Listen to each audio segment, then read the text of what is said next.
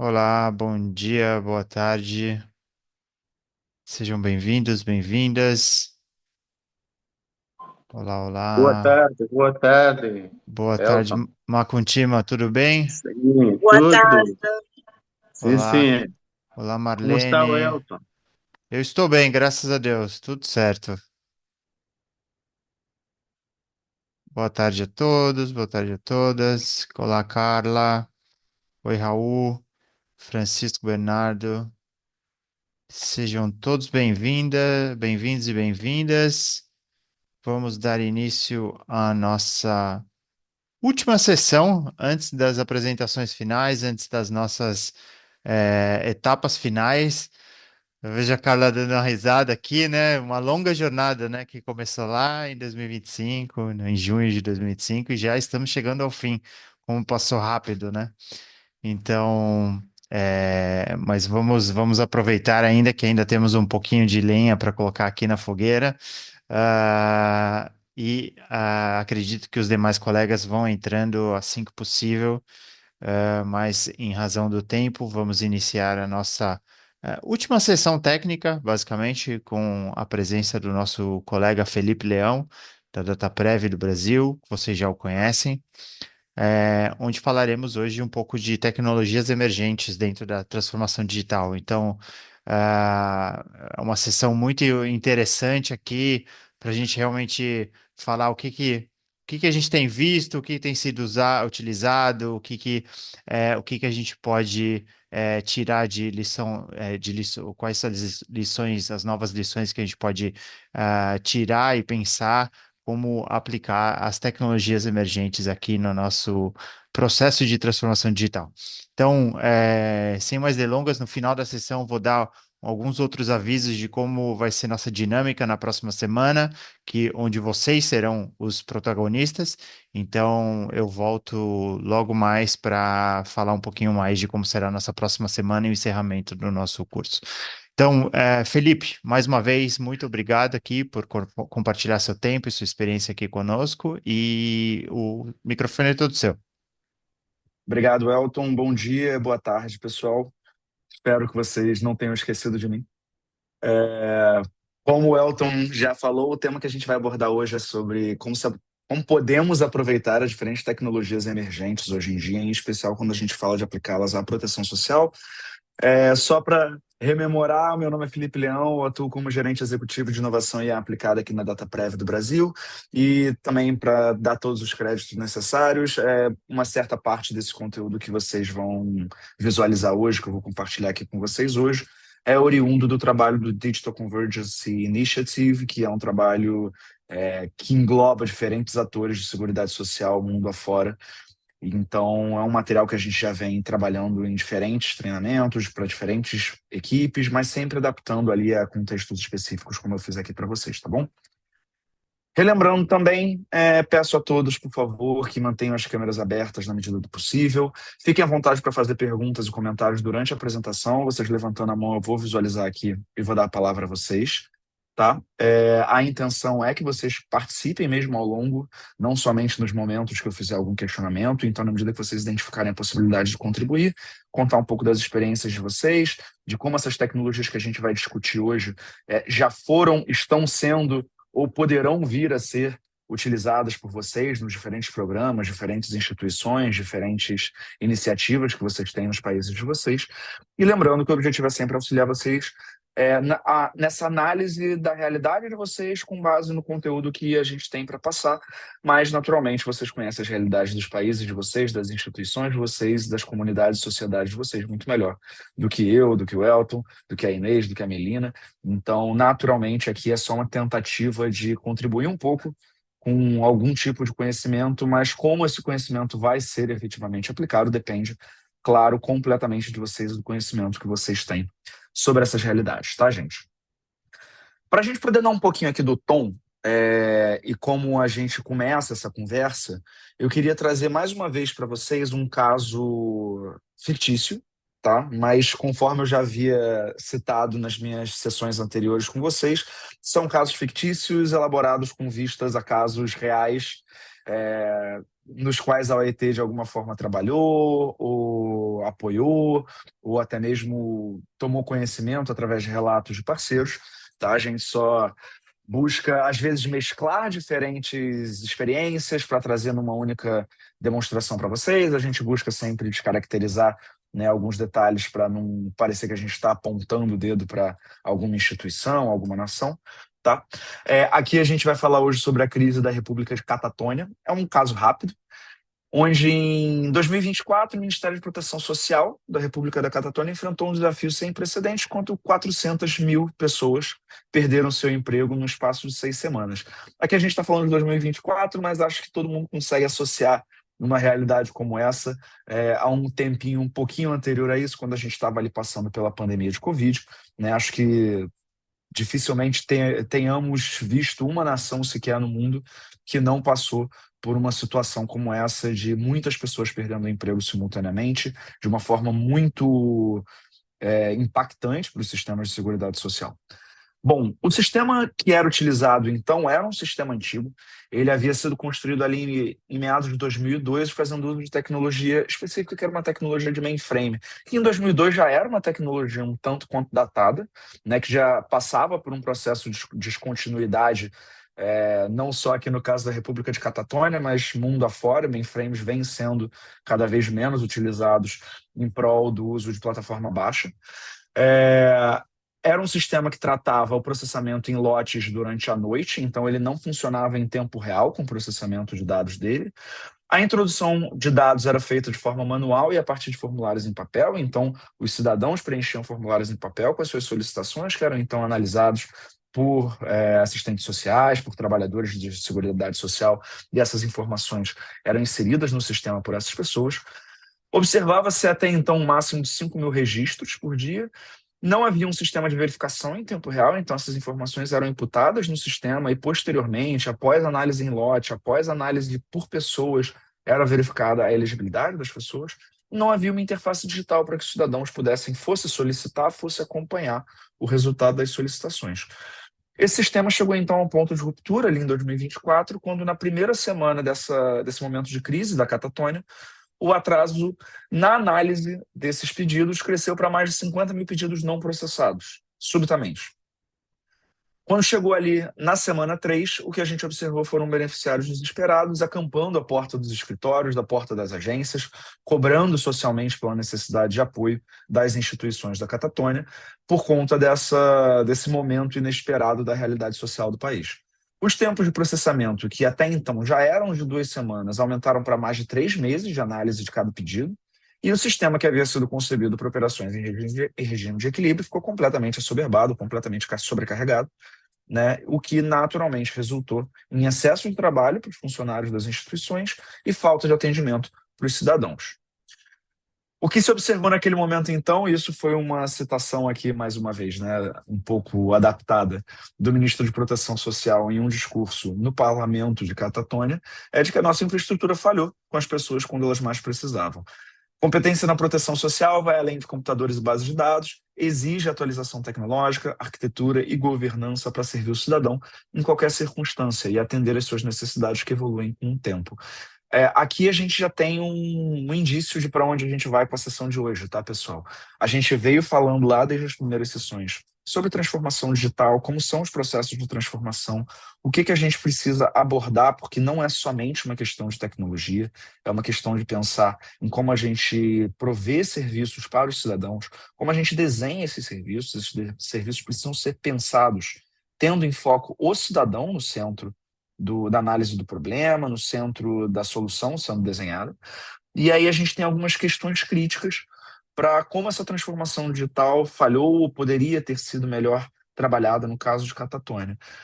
Primeiramente, é necessário levar em consideração a continuidade operacional. Então, quando a gente está desenvolvendo novas capacidades, sejam novos serviços, sejam melhorias das nossas aplicações, a gente precisa pensar em como que essas aplicações são evoluídas sem que o serviço seja temporariamente ou permanentemente descontinuado.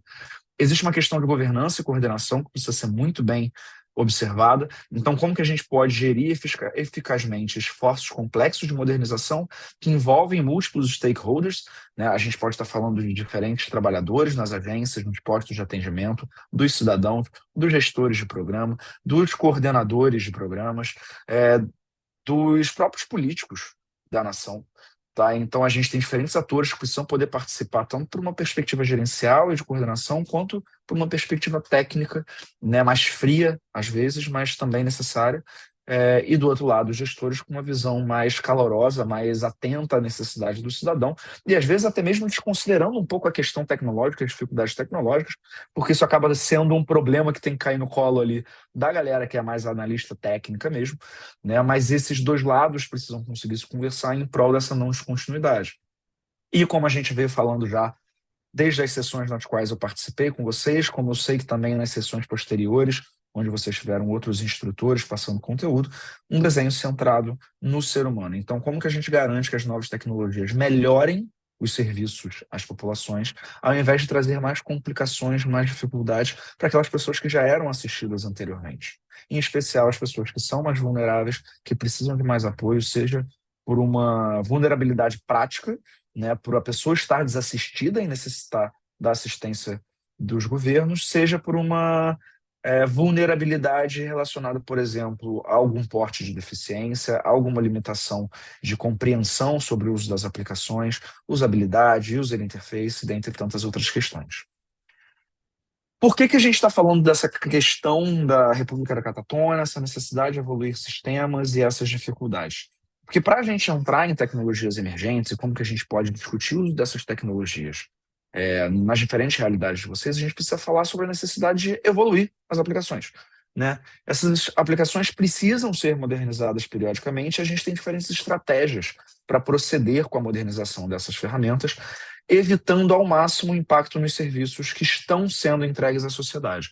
A primeira estratégia, que é muito utilizada, é a estratégia de mudança de plataforma. Então, para a gente não descontinuar o uso daquela aplicação, muitas vezes a gente está falando de aplicações que são críticas dentro do funcionamento da seguridade social de uma nação, a gente fala, então, sobre fazer o uso de uma nova infraestrutura mais moderna, realizando o mínimo possível de alterações nas aplicações, e a ideia é que a gente consiga pegar isso, pegar uma aplicação que está funcionando, partindo das novas capacidades que essa plataforma traz para a gente e fazendo ali só algumas adaptações na ferramenta para tirar proveito da tecnologia que é avançada e como essa tecnologia avançada pode auxiliar no que a gente está tentando fazer. Então, por exemplo, ao invés de eu fazer a mudança na interface que o usuário utiliza, ao invés de eu fazer, seja esse usuário cidadão ou um trabalhador do serviço social, ao invés de eu fazer grandes modificações numa funcionalidade que é utilizada dentro de um posto de atendimento, o que eu vou fazer é pegar uma solução que está mais lenta, por exemplo, e mudar ela para uma plataforma mais ágil.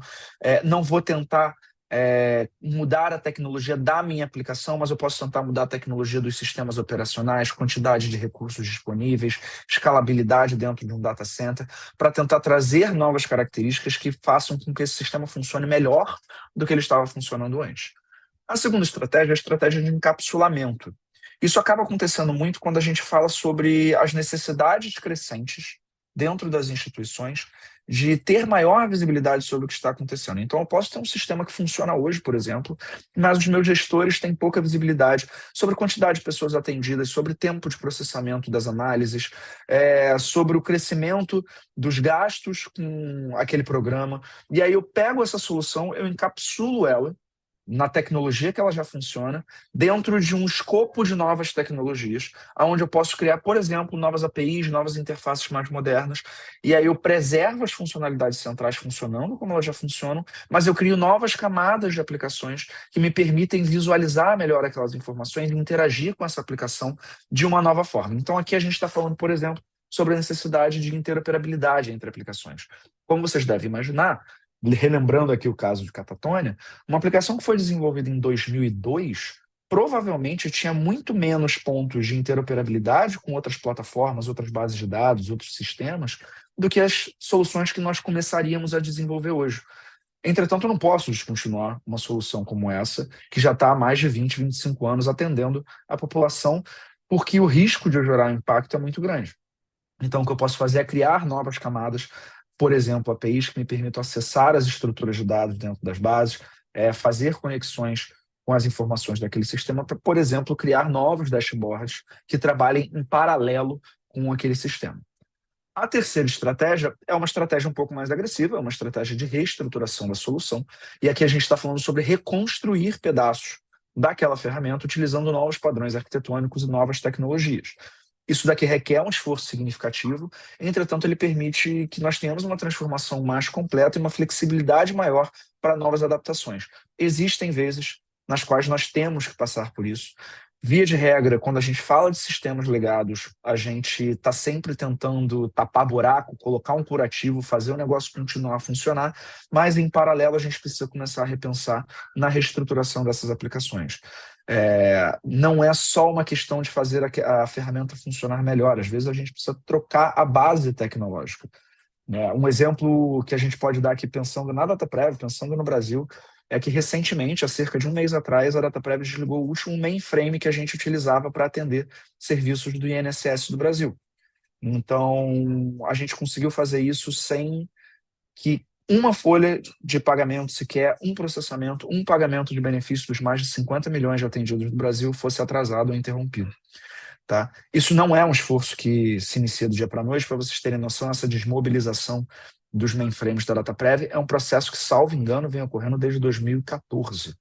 A gente progressivamente veio reestruturando sistemas, veio reescrevendo aplicações e cada módulo foi sendo retirado do mainframe, sendo levado para a plataforma baixa, na medida que era reescrito. Então, a gente foi progressivamente reescrevendo o sistema até que a gente chegou num ponto onde a gente falou, ok, temos tudo que precisávamos reestruturar em uma nova plataforma, em um novo conjunto de tecnologias, mais modernos, mais usável, mais ágil, mais competente e compatível com as necessidades que nós temos hoje em dia. Então, agora a gente pode desligar a chave e tirar aquele outro sistema do ar. Claro que isso, por mais que a gente tenha completado uma reestruturação, a gente mantém os dois sistemas funcionando por algum tempo para evitar qualquer problema. Se a gente tiver qualquer problema, a gente corre de volta para o antigo, que a gente sabe que atende, não perfeitamente, mas atendia, né? Mas a gente conseguiu fechar esse processo e o último mainframe da DataPrev foi desligado.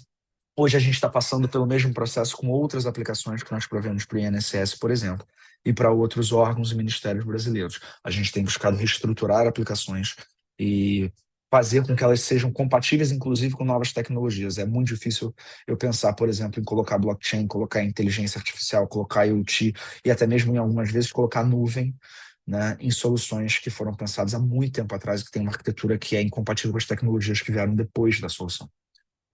E a quarta estratégia é a substituição progressiva, que vai em linha também com isso que eu estava comentando com vocês. Então, a gente faz uma migração gradual dessas funcionalidades dos sistemas legais como os modernos, mantendo essas operações. A gente acaba reduzindo os riscos e os impactos possíveis através dessa abordagem incremental. Se vocês forem se lembrar, numa conversa que a gente teve lá em uma das primeiras sessões, a gente falou um pouco sobre a necessidade de, ao fazer um processo de transformação digital, isso ser um processo, né? Então, uma coisa contínua, e é uma coisa incremental e iterativa. Então, aos poucos, a gente vai gerando novos incrementos desse processo de transformação, novas melhorias, novas modificações, e a gente faz isso de forma iterativa, no sentido de que eu melhorei um pouquinho um módulo hoje, uma solução, um programa, um serviço, amanhã eu vejo, aprendo com os meus resultados e aprimoro ele mais um pouquinho. Então, é sempre iterativo, sempre incremental, e no caso da modernização dos sistemas legados, isso também ocorre dessa forma, inclusive levando em consideração as metodologias ágeis de desenvolvimento que a gente tem hoje no mundo da computação. A modernização desses sistemas legados passa, de modo geral, pela análise de dois pontos muito cruciais, que são a escalabilidade e a resiliência desses sistemas. Por que que a gente parte para um projeto de modernização de uma aplicação, de uma solução digital? Via de regra, porque a gente precisa de uma maior escalabilidade daquela solução, ou seja, eu preciso garantir que as operações de rotina continuem funcionando de forma eficiente, mas num momento de crise, como a gente teve no caso de Catatônia, numa sazonalidade específica, eu possa expandir rapidamente a capacidade de atendimento daquela ferramenta. Então, isso é a escalabilidade. A escalabilidade pode ser vertical, pode ser horizontal. A escalabilidade vertical é o que a gente já conhece mais tradicionalmente, Acredito que todo mundo aqui em algum momento passou por uma necessidade de escalabilidade vertical, não necessariamente nas aplicações das instituições de vocês, mas nas vidas pessoais de vocês, com as tecnologias que vocês usam, né? Vocês provavelmente em algum momento tiveram que fazer um upgrade de memória no computador, vocês tiveram que comprar um disco rígido maior para armazenar mais dados, vocês trocaram um celular mais antigo que já estava mais lento por um celular mais novo, um pouco mais rápido, né? Isso é escalabilidade vertical. Você não está mudando a quantidade de recursos físicos que você tem, você está expandindo a capacidade daquele dispositivo que você tem, seja através de uma atualização tecnológica, seja através da troca do dispositivo. E a escalabilidade horizontal, aí já é uma coisa que a gente vê um pouco menos na nossa realidade do dia a dia, mas a gente vê com muita facilidade quando a gente fala de serviços de governo. A escalabilidade horizontal é, por exemplo, num determinado momento eu tenho um sistema que roda ali dentro do meu data center, e aí eu tenho um cluster com X máquinas atendendo, e num determinado momento de estresse eu preciso aumentar esse X para 2X máquinas atendendo. Eu preciso expandir a quantidade de armazenamento no meu data center porque o meu backup está ficando cada vez maior. Eu preciso garantir que um serviço que eu estou prestando ao cidadão, né, se a gente sai do mundo tecnológico, de repente eu tenho 10 pessoas numa agência atendendo de 9 da manhã às 5 da tarde. Quando eu tenho uma crise, eu vou precisar ter 20 pessoas atendendo naquela agência, eu vou precisar atender 24 horas por dia, eu vou precisar ter canais digitais. Então, isso é uma escalabilidade horizontal. Eu não estou aumentando a quantidade de dispositivos necessariamente, mas a capacidade que o meu sistema consegue atender a uma quantidade maior de pessoas, aproveitando melhor os recursos tecnológicos que eu tenho. E num momento onde essa sazonalidade reduz, onde eu não tenho mais necessidade de todos esses recursos, eu reduzo a escala desse sistema e com isso eu consigo, por exemplo, otimizar, melhor dizendo, recursos e custos e recursos disponíveis para a minha instituição e para as minhas ferramentas. A resiliência, por outro lado, é uma questão que a gente hoje em dia tem visto ser muito atacada através das ferramentas de cloud, né, ferramentas de nuvem, ferramentas de backup, e tem se tornado cada vez mais importante quando a gente fala de um mundo tecnologicamente mais conectado. Resiliência não significa impedir que o meu sistema passe por falhas. Resiliência significa, uma vez que eu reconheço que sistemas computacionais são inerentemente atacados, são inerentemente falhos em diferentes capacidades. Não existe um sistema computacional que não tenha bugs. Ele pode ter poucos, mas ele com toda certeza tem bugs. Não existe software sem bug, tá, gente? Então, se eu sei que ele vai falhar em algum momento, se eu sei que existe a chance dele falhar, quais são as estratégias que eu tenho para conseguir me recuperar rapidamente dessa falha? Quais são as estratégias que eu tenho para, na medida que os erros começam a acontecer, eu garantir que a minha ferramenta não vai cair, eu garantir que o meu serviço não vai ser interrompido, eu garantir que o meu cidadão não vai ficar desassistido? Ainda que, eventualmente, eu tenha impactos nesse serviço, como é que eu impeço os serviços de saírem do ar? Como é que eu impeço os serviços de serem interrompidos? E aí a gente pode falar, por exemplo, de replicação de dados entre regiões geográficas, e aí aqui a gente já está falando de situações, inclusive, cataclísmicas e catastróficas. Tá? Por exemplo, aqui no Rio de Janeiro, no Brasil, a gente teve uma circunstância muito grave recentemente de alagamentos no estado de Minas Gerais, que é um dos maiores estados do Brasil. A gente teve uma situação, que é um estado que fica na região sudeste do Brasil. Há cerca de 2 anos atrás, a gente teve uma situação também de alagamentos no estado de Santa Catarina, que fica no sul do Brasil. O que acontece se o meu data center está fisicamente em uma região afetada por uma crise física, por exemplo, né? O que acontece se eu tenho um apagão no estado, um apagão de eletricidade no estado, e o meu data center está rodando naquele estado, os meus serviços digitais estão rodando naquele estado? Eu preciso ter uma replicação dessas informações, eu preciso ter uma replicação da capacidade computacional, eu preciso ter uma replicação que permita que, se um lugar parou de funcionar, um outro possa assumir. Vai ser menos capacidade funcional? Vai. Vai ter menos eletricidade, processamento, disco? Vai, porque eu perdi metade da minha capacidade, por exemplo. Pelo menos temporariamente. Mas eu preciso desses mecanismos automáticos, tanto de replicação, para garantir que as informações estão resguardadas, quanto mecanismos automáticos de failover, que permitam que, rapidamente, um serviço entre em funcionamento no lugar de outro. Eu tenho os disjuntores que impedem falhas em cascata, então, né, uma coisa que ficou bastante famosa há alguns anos atrás, e a gente viu acontecendo com muitos órgãos públicos, eram ataques por ransomware. né, que são aqueles ataques de hackers que sequestram os seus computadores, sequestram os dados, né? E aí, o que eu faço se eu começo a ter um ataque na minha rede, por exemplo? A primeira coisa que eu preciso fazer é ter uma identificação automatizada dentro da minha rede, que perceba que um ataque está em andamento e comece a desconectar as coisas que precisam ser desconectadas e protegidas. Ainda que isso signifique que temporariamente meus serviços vão estar indisponíveis. Porque é melhor eu ter um serviço indisponível por 2 horas, 10 horas, 24 horas, uma semana, do que eu perder o acesso aos dados históricos de todos os cidadãos atendidos pelo meu sistema de seguridade social, por exemplo, e nunca mais conseguir recuperar essas informações. Então, esses disjuntores impedem, por exemplo, que essas falhas em cascata afetem novos sistemas, novos programas, novas aplicações, novos serviços. E, por último, exercícios regulares de recuperação de desastre. Tem uma história muito interessante que eu aconselho vocês a darem a pesquisada, que acredito que todos vocês conheçam a Netflix, né, a plataforma de streaming, funciona em múltiplos países.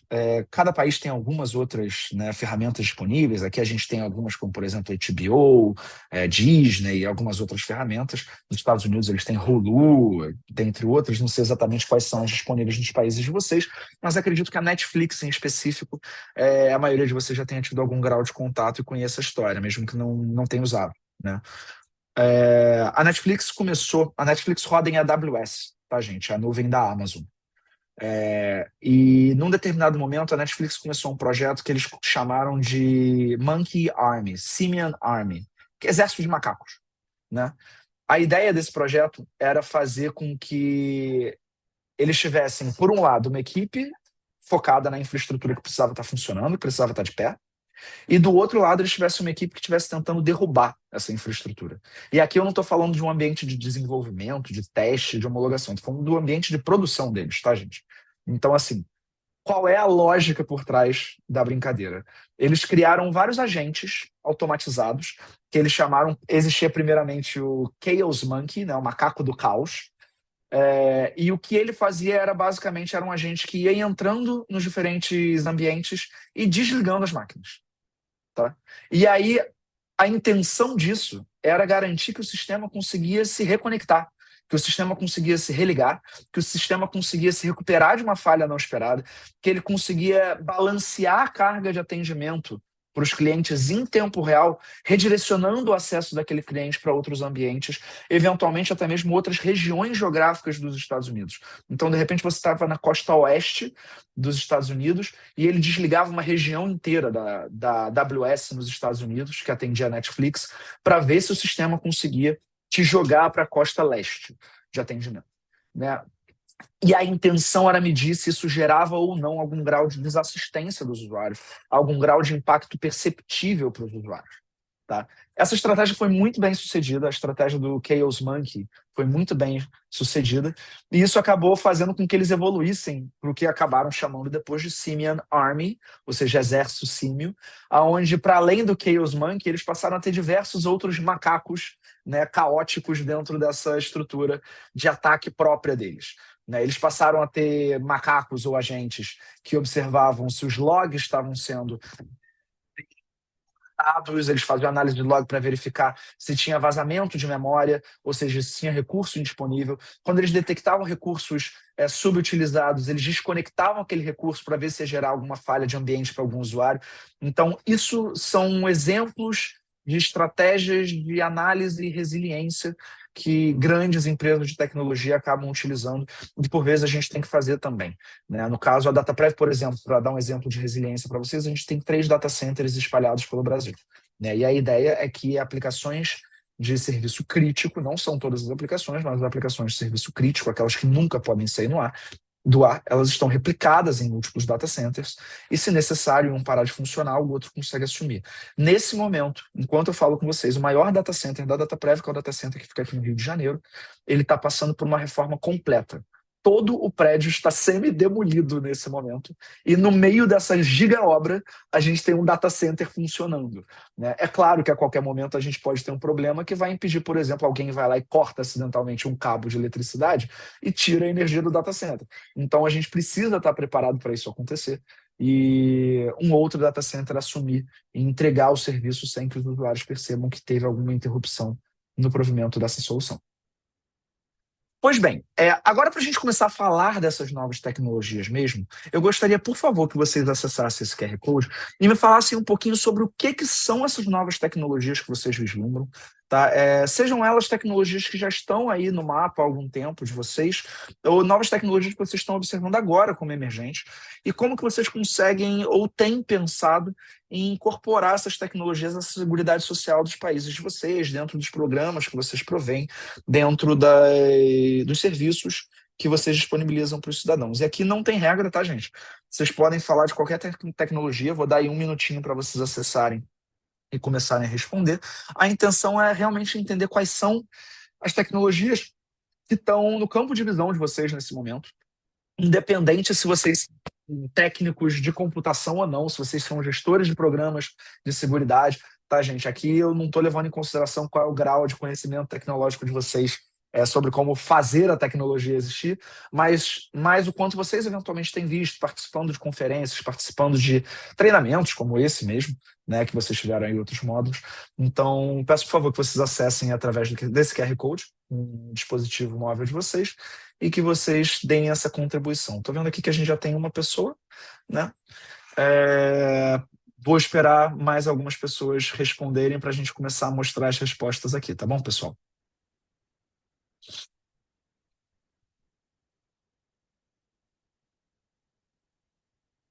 Enquanto vocês respondem, eu peço licença e vou pegar um copo d'água, tá bom, pessoal?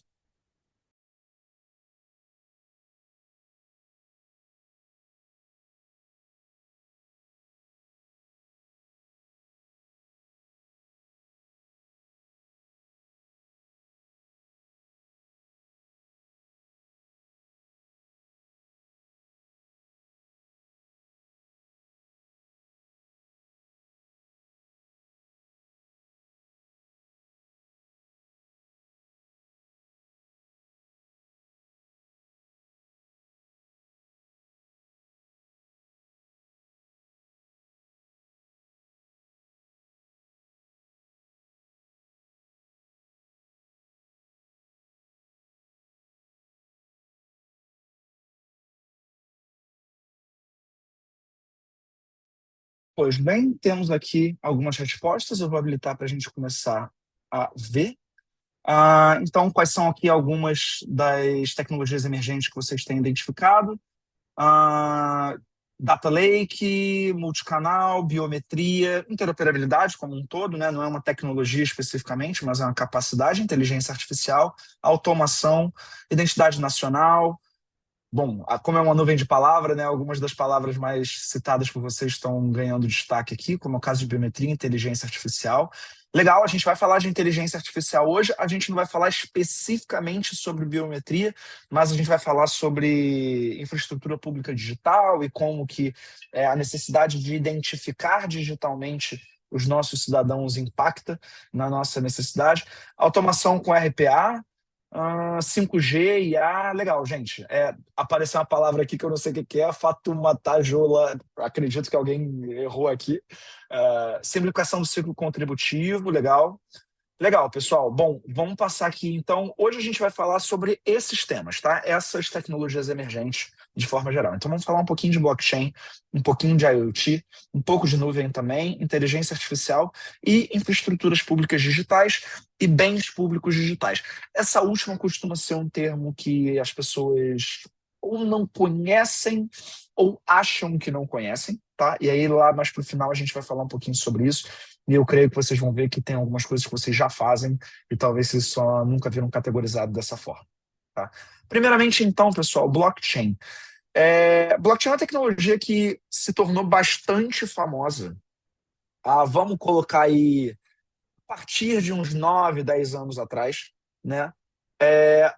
Até hoje, acho que muita gente, quando pensa em blockchain, pensa especificamente ainda em criptomoedas, né? Ethereum, Bitcoin, né? Como a forma na qual essas criptomoedas são criadas, negociadas, transferidas, utilizadas.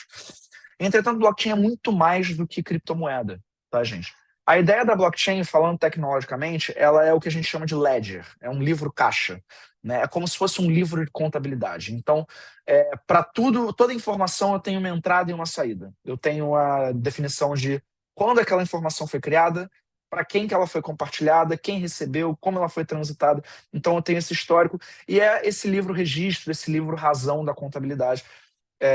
Só que ao invés de como geralmente se faz na contabilidade, né, que a gente tem um único livro, né, a gente está falando de um livro que é digital e que é distribuído e descentralizado. Ou seja, a ideia é que todos nós aqui, por exemplo, poderíamos ser nós dentro de uma rede blockchain, tá? E cada nó, cada um de nós dentro desse grafo, que é essa rede, teria uma cópia integral de todas as informações. E por que isso? Porque a partir do momento que cada um de nós tem uma cópia integral dessas informações, eu tenho autonomia para fazer todos os processamentos que eu quero e eu consigo validar se historicamente aquela informação faz sentido. Então, se eu percebo uma alteração na minha rede, eu posso perguntar para todos os outros nós se aquela alteração é real. Quando uma nova informação é registrada nessa rede, eu preciso, e aí depende de qual é a tecnologia de blockchain que a gente está utilizando, mas eu tenho algoritmos para me auxiliarem com isso, algoritmos que a gente chama de algoritmos de consenso, que vão determinar se aquela informação pode ou não pode entrar na minha rede. Tá? Então, com isso, eu tenho formas de garantir tecnologicamente que uma informação é mais resiliente, tá? E que ela é mais facilmente compartilhada. A gente tem 3 tipos de redes blockchain, que é a rede pública, onde eu não tenho a necessidade de permissão para fazer parte daquela rede. Geralmente, criptomoedas trabalham dessa forma. Eu tenho as redes privadas, onde só quem é parte do meu grupinho vai ter acesso àquelas informações. É muito comum quando a gente está falando de uso de blockchain por governos ou por instituições fechadas. E eu tenho as redes federadas, as redes por consórcio. Tanto no caso da rede por consórcio, quanto no caso da rede privada, eu passo a ter um papel que é de pessoas centrais, instituições centrais dentro daquela rede. Na rede pública, eu não tenho uma autoridade central.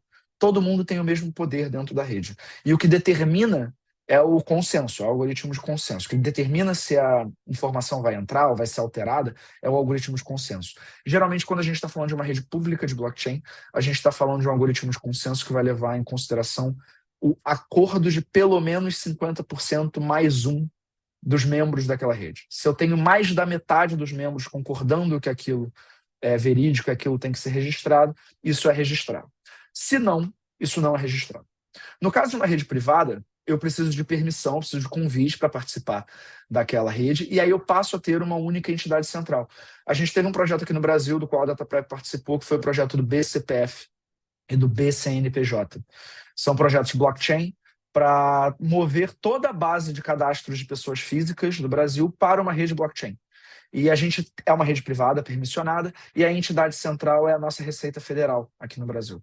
Então, só pode entrar nessa rede quem a Receita Federal autoriza que entre nessa rede, seja para contribuir com informações, seja para visualizar informações. Mas isso facilitou muito a forma como a Receita compartilha os dados da base de pessoas físicas, inclusive com órgãos de governo. Porque anteriormente as instituições precisavam receber uma cópia física em disco daquela base. Hoje em dia eles fazem parte de uma rede blockchain e na medida que alterações ocorrem, os órgãos recebem automaticamente em tempo real as informações alteradas da base de cadastro de pessoas físicas do Brasil.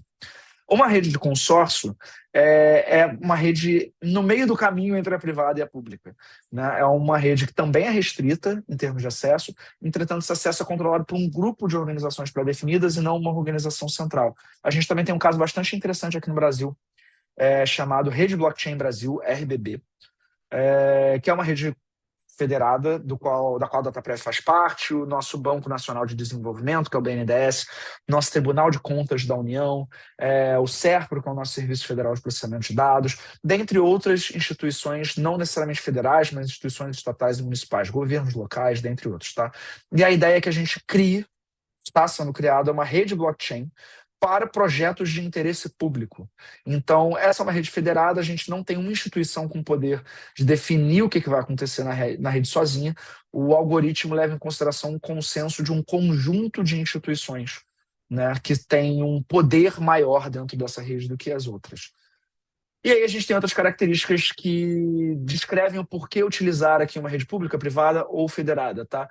Questões de privacidade, questões de segurança, questões de velocidade, questões de como funciona o algoritmo de consenso. A gente não vai passar por todas essas informações, mas eu vou deixar aqui para que vocês possam consultar posteriormente, tá, pessoal?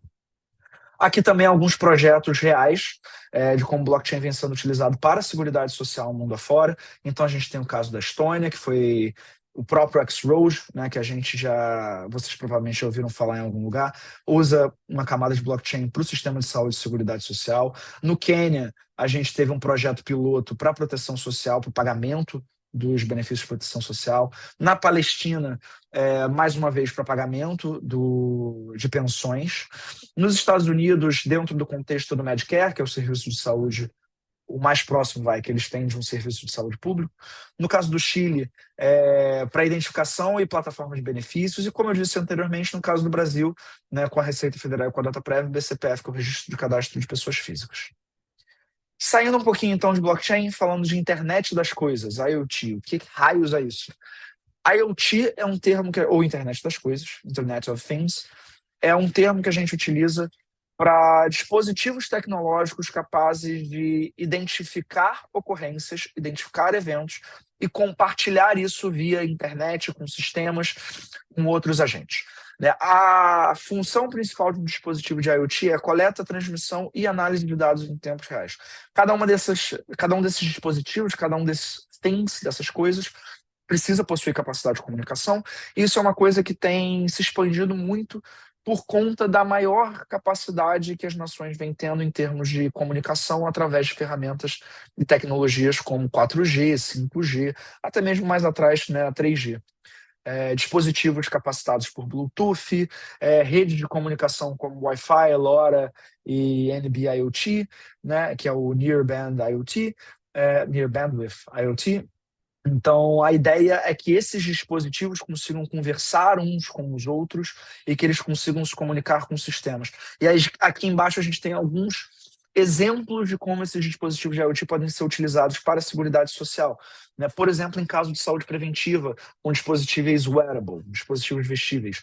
Então, não é incomum hoje em dia, por exemplo, em algumas nações mais desenvolvidas, no Brasil eu vou dizer que isso também não é muito comum, tá, gente?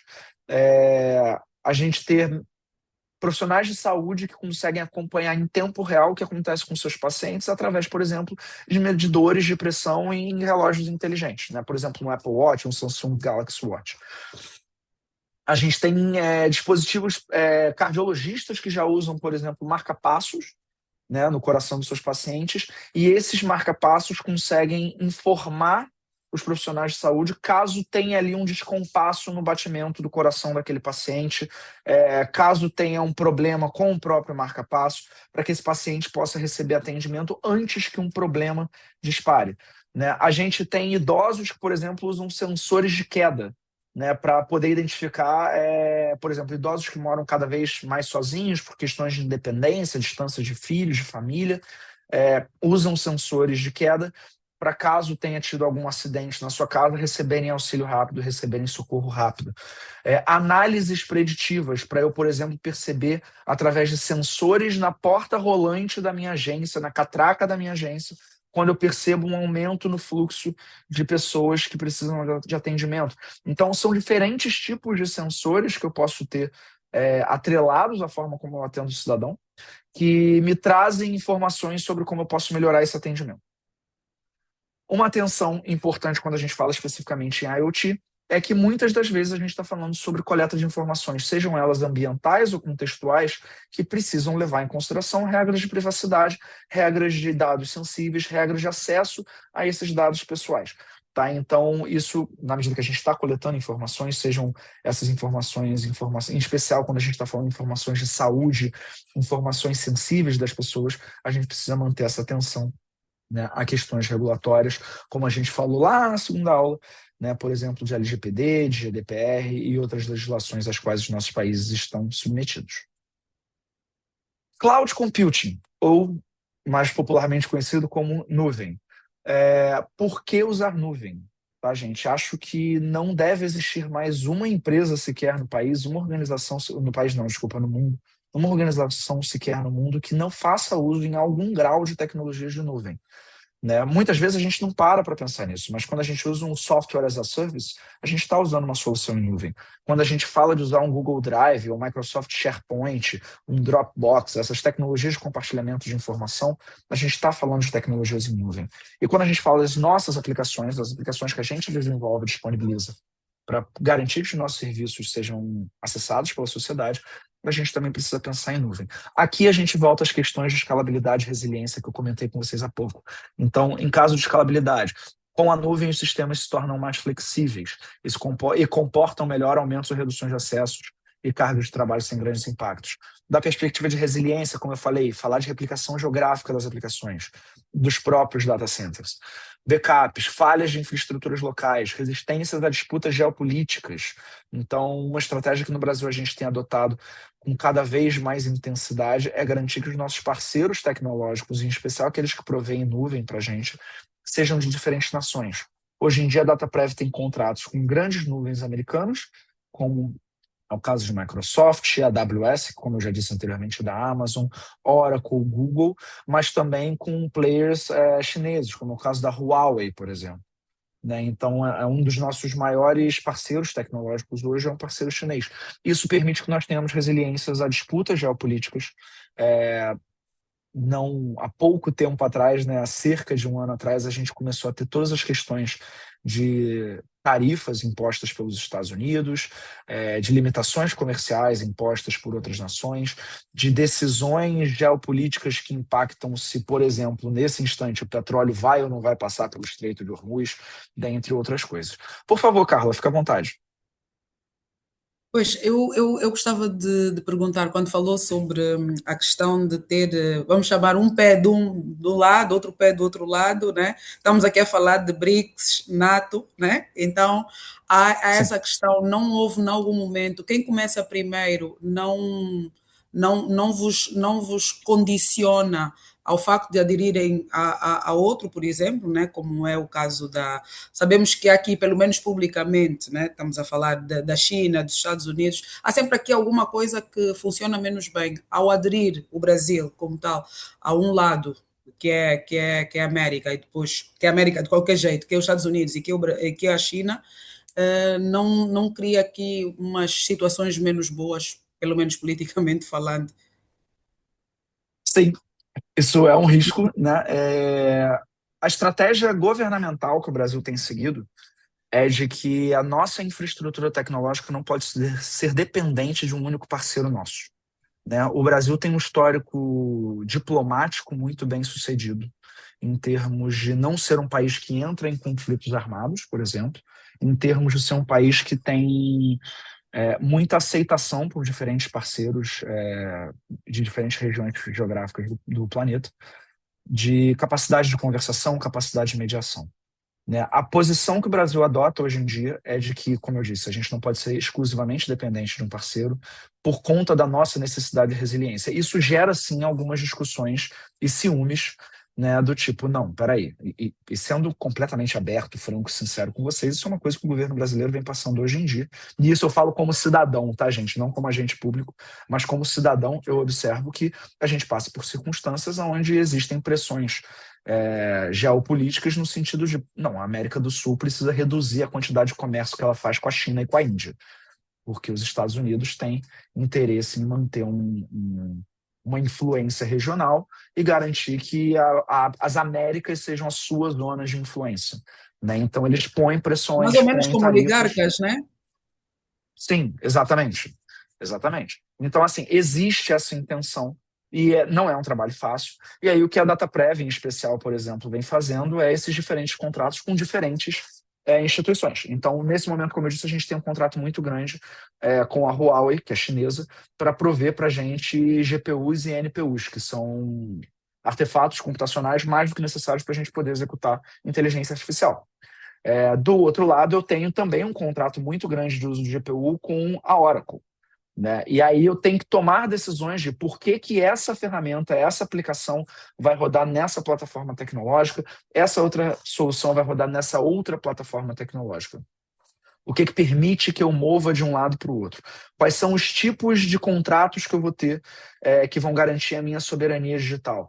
Então, hoje em dia eu faço uso, por exemplo, tanto de nuvem pública quanto de nuvem privada, que é on-premise, que era justamente o que ia aparecer aqui no final do slide. Então, para informações mais sensíveis, para informações que eu não posso, informações pessoais, por exemplo, e que são críticas ao funcionamento da Seguridade Social no meu país, essas informações só vão rodar em nuvens privadas. Ou seja, o data center da DataPrev vai ter que processar.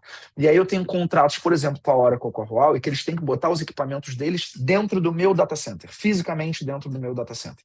Ainda é uma estratégia de nuvem, eu ainda estou utilizando as tecnologias desses fornecedores, mas eu faço questão que eles coloquem isso aqui dentro. Porque se amanhã eu tenho a crise global e algum presidente desvairado de uma outra nação resolve que ele não quer mais prover para o meu país um serviço de tecnologia, ele não vai poder simplesmente tirar um servidor da tomada e levar os meus dados com ele. Agora esse servidor está aqui dentro da minha casa.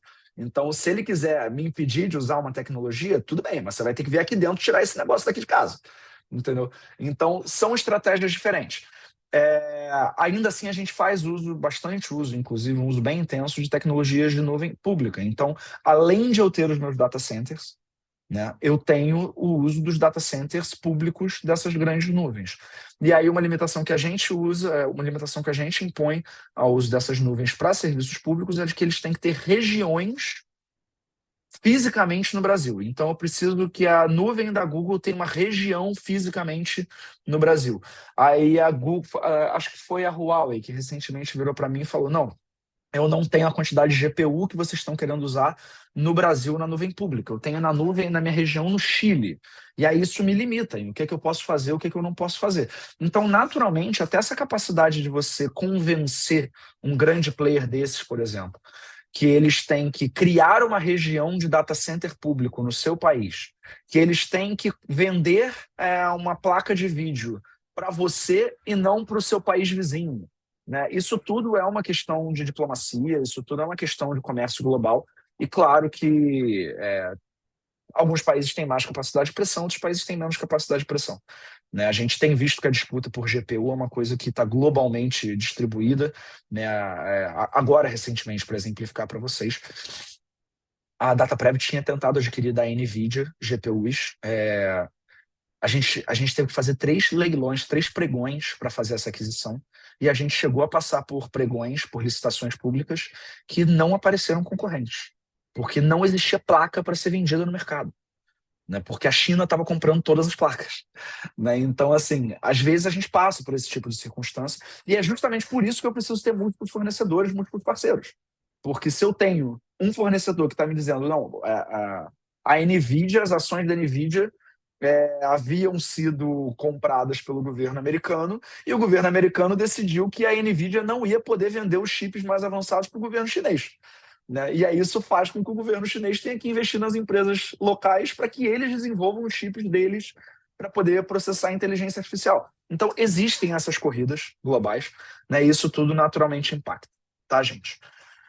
Bom, tem as questões aqui também de agilidade, de foco em negócio. Como eu disse, por que usar nuvem pública ou nuvens privadas, que são as on-premises? Em modo geral, quando a gente está falando sobre o controle sobre dados críticos, sobre negócios críticos, a gente está falando de uso de nuvem privada, mas a nuvem ser privada não quer dizer que ela deixe de ser uma nuvem, então eu continuo tendo todas as minhas estratégias de escalabilidade, de resiliência, de replicação, né, de resiliência e soberania, previsibilidade, segurança dos data centers, dentre outras coisas. Aqui o que entra muito em foco é que quando eu passo o uso de nuvem, eu, dentre outras coisas, tiro a necessidade, por exemplo, de a minha instituição conhecer o negócio de gerir um data center, por exemplo.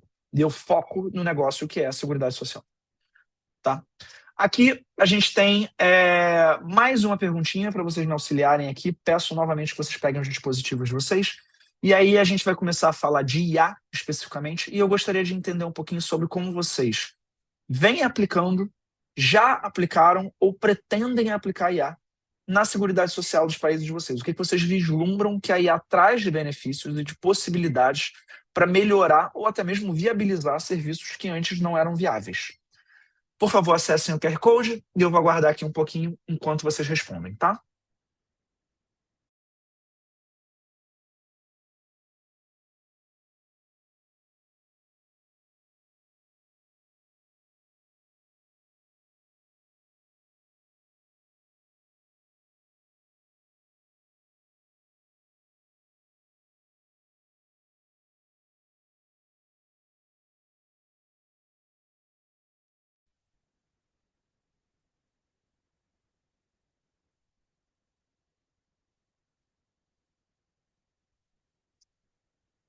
Muito bem, temos 3 pessoas respondendo.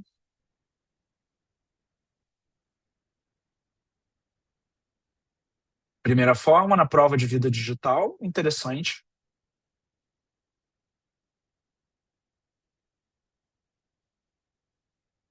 Gostaria até de entender um pouco mais. Quem tiver dado essa resposta, se puder explicar, pode abrir o microfone e explicar como que você vislumbra IA auxiliando na prova de vida digital.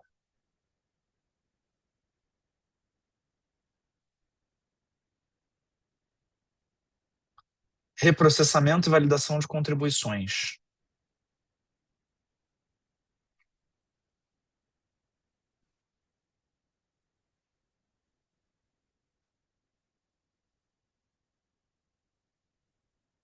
Mais aí 30 segundinhos para vocês concluírem, tá, pessoal?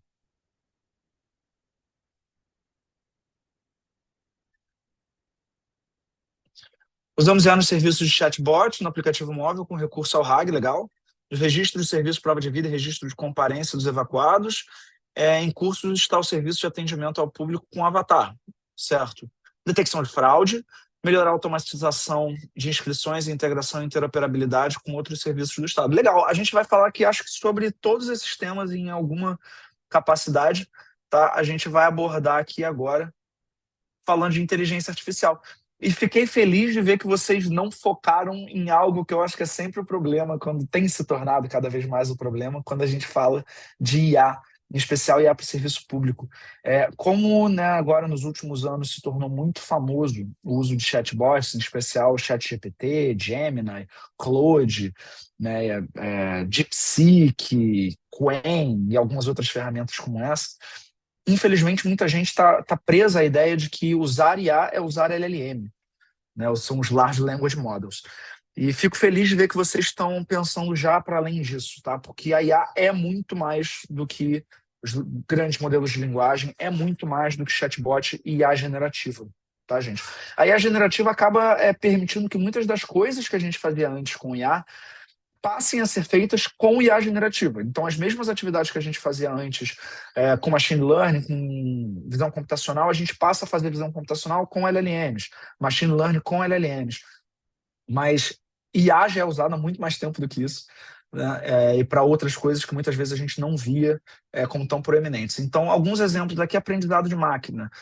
A gente tem algoritmos ali como regressão linear, árvore de decisão, SVM, que são Support Vector Machines, algoritmos de clusterização, que já há muito tempo auxiliam na criação de modelos preditivos para prever demanda, evitar fraude, identificar risco de inadimplência das pessoas, segmentação dos grupos de beneficiários para saber como que eu atendo da melhor forma cada subpúblico, estratégias de deep learning para classificação de documento, compreensão de conteúdo, visão computacional mesmo com deep learning. Tem visão computacional aqui embaixo, mas o deep learning também é usado para visão computacional.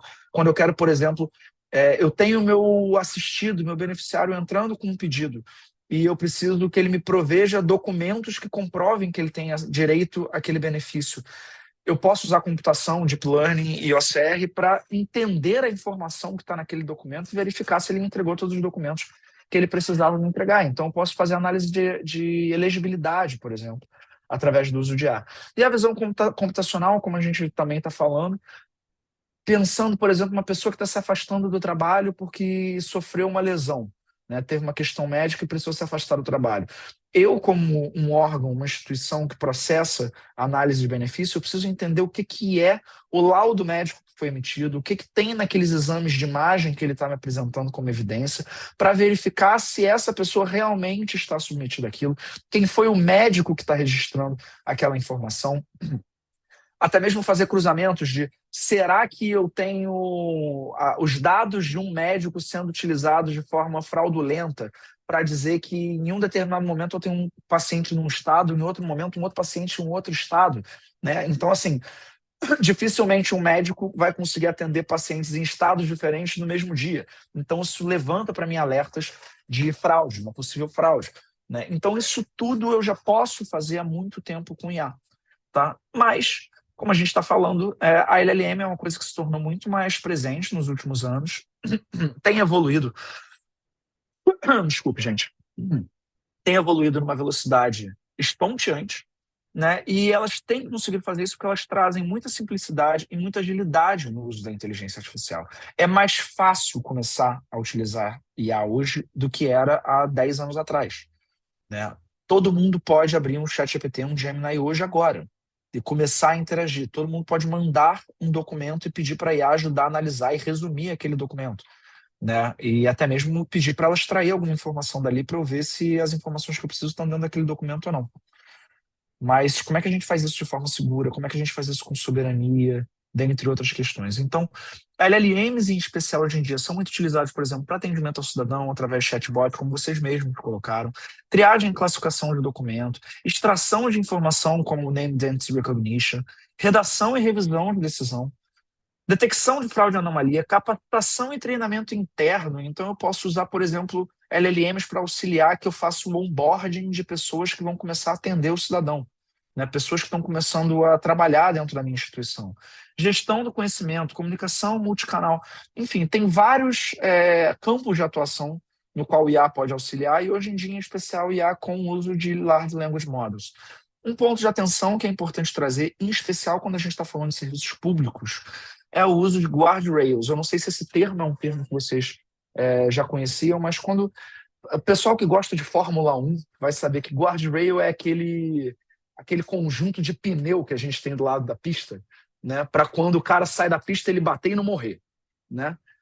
A ideia de colocar um guardrail, quando a gente está falando de LLM, é eu garantir que determinados tipos de interações que eu estou tendo com a inteligência artificial vão ser supervisionadas, verificadas e até mesmo impedidas, se necessário. Então, eu tenho pessoas que podem estar mal intencionadas e que vão interagir com o chatbot e tentar fazer aquele chatbot, através da interação, me dar informações que eu não deveria ter acesso. Então, eu preciso ter guardrails que tentem identificar o tipo de interação que eu estou tendo. Eu preciso ter guardrails, por exemplo, que verifiquem se uma imagem que eu estou recebendo quando eu estou ali, um usuário está entrando com um pedido de benefício e eu estou analisando se ele está me mandando a documentação necessária. Eu preciso verificar se ele não está me mandando a documentação de uma outra pessoa por engano. Eu preciso verificar se quando ele está mandando uma imagem, ele não está mandando uma imagem de pornografia infantil, por exemplo. Eu preciso verificar se uma determinada informação que ele está mandando não é uma ameaça, né, que vai chegar ali para um trabalhador social meu, um funcionário do serviço público, e é uma ameaça, uma tentativa de fraude. Então, tem diferentes tipos de guardrail que eu preciso colocar para garantir que o comportamento daquela inteligência artificial se dá dentro do conjunto de regras que eu tenho na minha sociedade. Pois bem, agora, mais uma perguntinha para vocês aqui, e eu prometo que essa é a última que a gente vai ver hoje, tá, pessoal? Depois a gente vai ter um exercício em grupo, mas perguntinha dessa para vocês responderem a última. A gente vai sair de inteligência artificial e a gente vai falar de infraestrutura pública digital. E aí eu gostaria de saber se vocês conhecem esse termo e o que significa, mesmo que vocês não conheçam, podem chutar. Eu gostaria que vocês me dissessem o que vocês acreditam que é falar de infraestrutura pública digital. O que é uma infraestrutura pública digital? O que se classifica como uma infraestrutura pública digital? Vou dar um minutinho para vocês responderem aqui, tá, gente?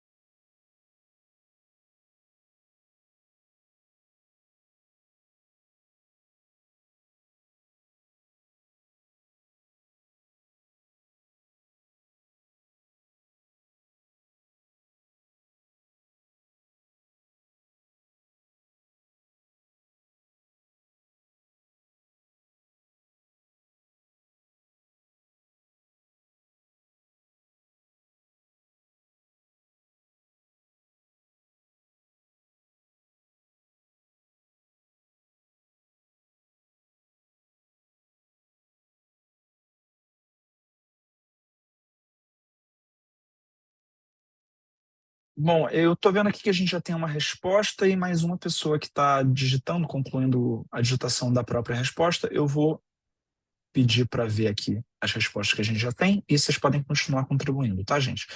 Então, para você, o que é uma infraestrutura pública digital? Uma infraestrutura interligada, onde o cidadão não precisa pedir várias instituições, documentos, pois essas estão ligadas, É por aí, tá? A gente não é exatamente isso, mas a gente passa por isso também, tá?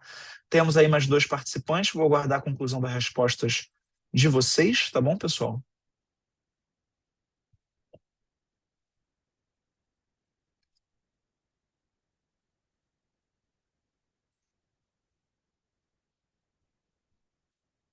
É a base tecnológica que permite ao governo prestar serviços digitais eficientes, seguros e acessíveis à população. Ok? Conjunto de sistemas, plataformas, padrões e serviços digitais essenciais que permitem que o Estado funcione de forma integrada para cidadãos e instituições. E vou aguardar só o pessoal que ainda está terminando a digitação. Por favor, concluam para a gente poder seguir.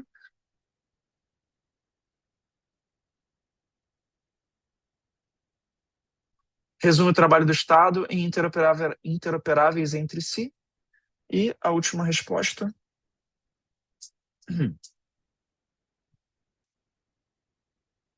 É uma estrutura que oferece serviços digitais de forma integrada e online. Eu fico muito feliz de ver o quanto vocês estão focando em interoperabilidade, tá, gente? Porque acho que muito da transformação digital que veio sendo falada aí, né, não só nesse módulo, nessas sessões nas quais eu participei de vocês, mas também os outros instrutores, e nos módulos que vocês vêm tendo aí desde o ano passado, tenho certeza que interoperabilidade de aplicações e de serviços é algo que tem sido bastante abordado com vocês. Eu fico feliz de ver que é uma ideia que tem criado raiz na cabeça de vocês. Tá? Bom, vou terminar aqui e vou à frente, tá, gente? Vamos lá. Para explicar o que é uma infraestrutura pública digital, eu gosto de fazer uma analogia sobre como cidades são criadas. Tá? Então, vamos sair um pouquinho do digital e vamos falar sobre infraestrutura pública. Tá? Independente do digital. Vamos parar para pensar um pouquinho o que é uma infraestrutura pública nas nossas cidades, nos nossos países, nas nossas sociedades. Como é que surge uma cidade? Eu diria que tem 2 formas de uma cidade, 2 formas principais de uma nova cidade ser criada, tá, gente? A primeira delas, e a mais básica, e é o que a gente veio sendo feito historicamente na história do mundo, tá? É que elas simplesmente surgem. Né? Como simplesmente surgem? Geralmente você tem ali um determinado lugar, que é um descampado, é um pedaço de mato. Tá? Pode ser uma floresta, pode ser uma planície, pode ser uma montanha, pode ser um monte de lugar diferente fisicamente. Mas você tem ali um lugar geográfico, e por algum motivo, uma estrada ligando o ponto A ao B e uma outra estrada ligando o C a D se cruzam. Né? Quando essas estradas se cruzam, você passa a ter um maior fluxo de pessoas naquele ponto em especial. Né? Até que, num determinado momento, alguém vê uma oportunidade e pensa, olha só, se eu tenho aqui tanta gente passando por esse local, e se eu tiver uma pousada, se eu criar um hotel, se eu criar um posto de gasolina, né? E aí eu começo a ter alguém que precisa estar ali. Né? Então, no meio daquele lugar onde antes não tinha nada, e do nada passou a ter 2 estradas se cruzando, eu passo a ter alguém que está ali provendo algum servicinho básico. Né? E essa pessoa, naturalmente, precisa morar ali. Com o tempo, esse local vai recebendo um afluxo maior de pessoas. E aí, com isso, eu preciso ter mais gente trabalhando nesse lugar para atender melhor as pessoas que passam por ali. Na medida que eu tenho mais pessoas naquele lugar, essas pessoas precisam ter algum tipo de serviço para elas continuarem naquele lugar. Além disso, outros serviços precisam passar a ser providos para as pessoas que estão de passagem por aquele lugar. Então, de repente, eu tenho ali uma lojinha de conveniência, para além daquele hotel que estava ali antes. De repente, eu tenho ali um ferreiro, um mecânico, um vidraceiro, alguém que vai prover serviço para as pessoas que moram naquele lugar, que estão começando a morar naquele lugar, e serviços para as pessoas que estão de passagem por aquele lugar. À medida que essa população começou a crescer, ela vai se organizando, né? Ela vai crescendo, vai aumentando, você vai tendo mais necessidades, até o ponto de que alguém chega à conclusão de, peraí, gente, a gente precisa organizar essa bagunça. Então a gente precisa conseguir se estruturar, a gente precisa conseguir se governar. E aí alguma forma de liderança é estabelecida. Depois que essas pessoas já estão ali, depois que elas já estão morando ali, depois que as necessidades já começaram a aparecer, é estabelecido algum tipo de governança local. Essa governança pode ser uma liderança tribal, essa liderança pode ser uma prefeitura, essa liderança pode ser uma representação regional, e aí depende, tá? Cada sociedade vai se organizando de uma forma. Essa liderança local, ela percebe que ela precisa começar a auxiliar esse local a se estruturar melhor, ou seja, criar uma infraestrutura para atender essa sociedade. Então, por exemplo, eu começo a criar estradinhas de terra ali que viabilizam uma maior facilidade das pessoas se locomoverem internamente. Né? As pessoas que estão morando numa casa um pouco mais distante, elas conseguem chegar com mais facilidade, até mesmo nos locais onde elas têm que trabalhar. E com isso, esse governo vai aumentando a quantidade de serviços. Daqui a pouco eu tenho um posto de saúde, ou até mesmo ali um hospital pequeno. Eu tenho uma escola, afinal de contas, agora eu tenho pessoas morando, eu tenho crianças, eu tenho famílias. Eu tenho necessidade de ter água, eu tenho outras questões que vão se tornando importantes. Então, depois que essa cidade começou a crescer, ela começou a se formar, vem a necessidade das infraestruturas públicas para atenderem essas pessoas. Eu estou falando de água, eu estou falando de esgoto, eu estou falando de eletricidade. A depender do local, eu posso estar falando de provimento de gás, de cozinha, eu posso estar falando de provimento de aquecimento, se eu estou numa região muito fria no inverno. Eu estou falando de transporte público, eu estou falando de telecomunicações, eu preciso ter internet, eu preciso ter a linha telefônica, eu preciso ter televisão, eu preciso ter rádio, eu preciso ter tantas outras infraestruturas públicas que hoje em dia já são tão comuns no nosso dia a dia que a gente nem para mais para pensar como elas surgem e quem é que está provendo elas para a gente. Uma segunda forma de pensar na formação de uma cidade é essa cidade ser uma cidade planejada desde o início. Aqui no Brasil, a gente tem um exemplo muito famoso que é a nossa capital federal, a cidade de Brasília. A cidade de Brasília ela é muito central fisicamente no Brasil. Até 100 anos atrás, a capital do Brasil era a cidade do Rio de Janeiro, que é aqui onde eu estou no momento, que é uma cidade costeira. E num determinado momento, um presidente, Juscelino Kubitschek, virou e falou, olha só, gente, a gente precisa que a capital do país seja mais central fisicamente. Eu preciso estar afastado da costa por uma questão de proteção física e eu preciso viabilizar que pessoas de todos os cantos do país venham até a minha capital representar os seus estados, representar as suas cidades. E aí a gente criou a cidade de Brasília. A cidade de Brasília é uma cidade planejada. Então, primeiramente, se decidiu aonde seria aquela cidade. Escolheu-se um local físico. E aí pensou, beleza, a gente tem que criar uma cidade, que tipo de cidade que a gente vai precisar? E aí a primeira coisa que fizeram foi prover, por exemplo, determinar quais eram as ruas mais largas, as ruas principais, as grandes vias de transporte dentro daquela cidade. Uma vez que isso foi criado, se decidiu, ok, quais vão ser as ruas menores para a gente interligar? Como é que eu vou zonear essa cidade? Onde é que vai ser a área comercial? Onde é que vai ser a área governamental? Onde é que vai ser a área residencial? Onde é que vai ser a área de serviços? Onde é que eu vou colocar o meu governo? Né? Então, primeiro se decidiu onde é que seria o governo, o prédio dos governos, tanto do governo legislativo, da parte legislativa, quanto da judiciária, quanto da executiva. E aí o governo trouxe toda a infraestrutura física necessária para que uma cidade existisse. Ele determinou como é que seria a passagem da água, como é que seria a passagem do esgoto, do aquecimento, da eletricidade, que tipo de transporte público existiria, se ia ser metrô, se ia ser ônibus, se ia ser avião, se ia ser trem, se ia ser bonde, o que ia ser. Como é que ia se funcionar a telecomunicação dentro daquela região. Tá? E isso tudo foi colocado. E quando isso tudo foi colocado, o que a gente viu foi, ok, tal área é residencial, tal área é administrativa, tal área é comercial. E aí, com isso, com essa infraestrutura pronta, eu consigo motivar e viabilizar que essas pessoas venham para a cidade. Que essas pessoas venham morar, que essas pessoas tragam seus negócios, que essas pessoas provejam recursos. Isso é muito comum quando a gente pensa no estabelecimento de um shopping center, por exemplo. O que o shopping center faz é criar toda uma infraestrutura para que lojas possam estar ali, para que praça de alimentação possa estar ali. E só depois é que esses negócios são abertos ali dentro e o público vai ali ser atendido. E aí, quando eu tenho isso, eu tenho uma cidade que prospera com mais facilidade, porque essa infraestrutura foi planejada desde o início.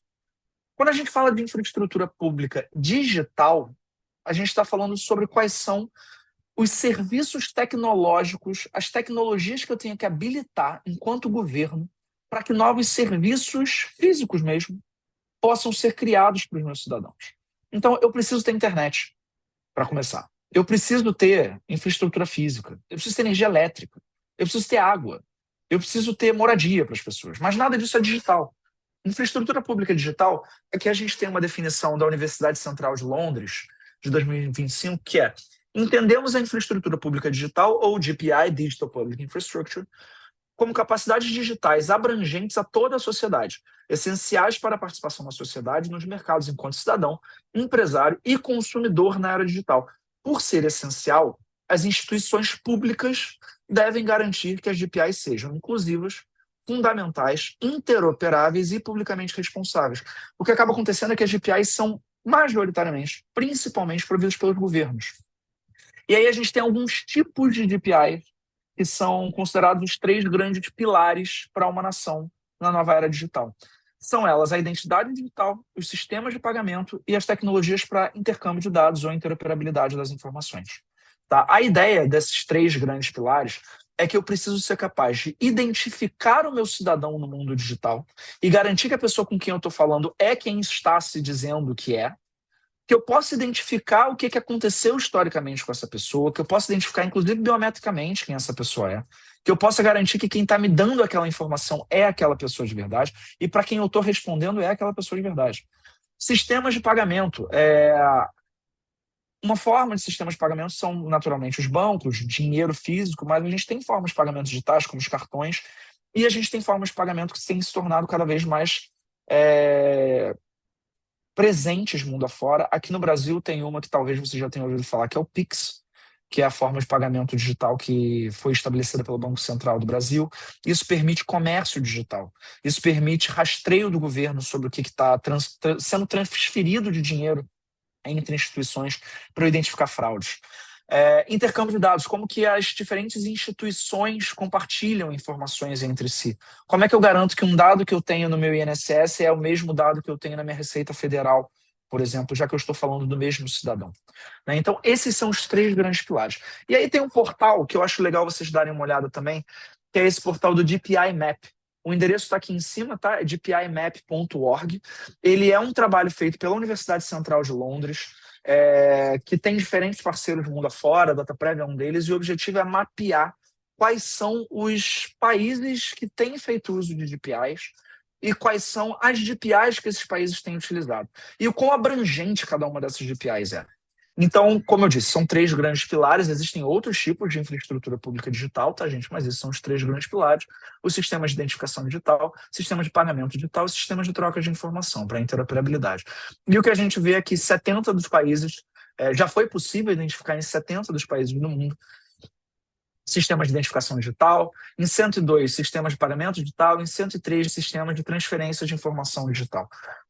Aqui a gente, na medida que vocês forem clicando nessas abinhas aqui, vocês vão ver lá no site que vai mudar a coloração dos países e vai mostrar quais são os países que tem cada um desses sistemas, e vocês vão ver também a lista das soluções de como vocês descobrem mais informações sobre cada uma dessas soluções. Algumas dessas soluções são, inclusive, gratuitas para utilização. E aí, quando a gente fala de soluções gratuitas, abertas, que podem ser utilizadas por diferentes instituições, a gente está falando de Digital Public Goods, ou bens públicos digitais.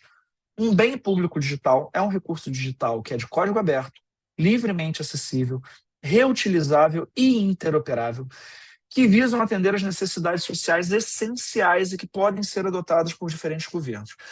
Via de regra, a gente está falando de softwares que são pensados já para estarem em alinhamento com os objetivos de desenvolvimento sustentável das Nações Unidas. E aí, por conta disso, existe um registro geral chamado Digital Public Goods Alliance, que é esse DPG Alliance, que está aqui embaixo. O endereço está aqui para vocês darem uma olhada também. O endereço é digitalpublicgoods.net. E lá vocês vão ter um catálogo de soluções digitais gratuitas para serem utilizadas por qualquer país, que buscam auxiliar na adoção de ferramentais digitais para viabilizar serviços digitais. Então, por exemplo, quando a gente fala de identidade digital, isso não é uma coisa fácil de se fazer, né? Mas existe um DPG para isso, que é o MOSIP, que é um DPG indiano, para auxiliar a dar esse início a todo o arcabouço tecnológico já pronto para que uma política pública de identidade digital possa ser implantada. Quando a gente está falando de emissão de certificados de treinamentos, aqui, por exemplo, esse treinamento da OIT que vocês estão fazendo, ele vai ter um certificado sendo emitido no final para vocês, e até onde eu me recordo, a OIT emite os seus certificados digitais registrando eles numa blockchain, tá? Outra forma de você registrar um certificado digital, um certificado, melhor dizendo, é você garantir que esse certificado possa ser verificável. Então, assim como vocês vão poder pegar o certificado de vocês através de um QR Code, verificar que esse certificado efetivamente existe, foi emitido pela OIT para cada um de vocês na data tal, garantindo que vocês fizeram tantas horas de treinamento, no período de tal a tal. Da mesma forma que isso pode estar numa blockchain, isso pode estar em outros meios digitais. E aí tem lá diferentes ferramentas para auxiliar na emissão disso. Tem ferramentas para auxiliar no comércio digital, Enfim, gente, é um catálogo enorme, vale a pena dar uma olhada. Vocês possivelmente vão encontrar soluções digitais que vão auxiliar vocês em diferentes serviços que vocês querem disponibilizar para a sociedade de vocês, tá? Pois bem, agora a gente conclui com esses próximos 15 minutinhos aí, fazendo um exercício em grupo, tá? A Inês vai auxiliar a gente aqui, dividindo vocês. A previsão era sermos grupos de 5 pessoas, mas aí tem que ver se o número de pessoas aqui é múltiplo de 5.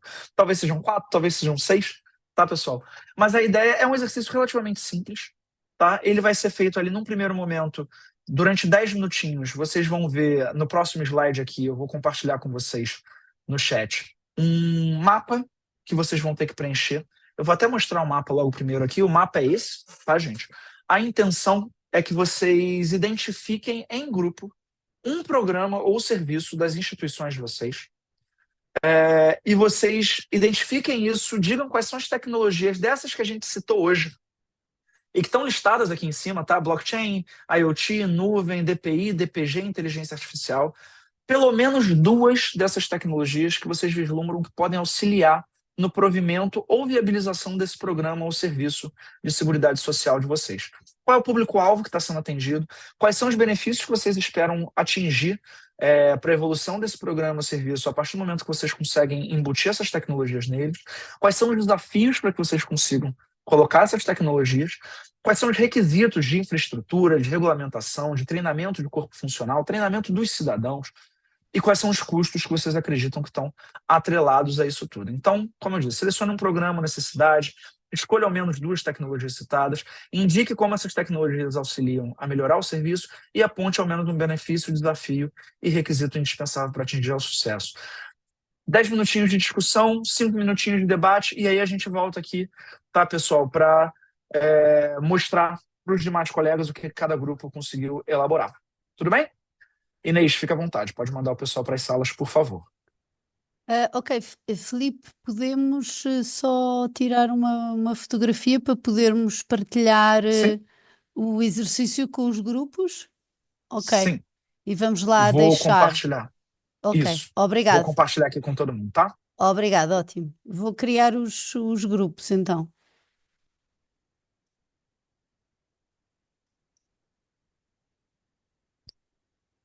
Vão ver uma. Ou vos manda para. Ok, já estão a entrar nos grupos. E eu estou gerando aqui um PDF para compartilhar com todo mundo.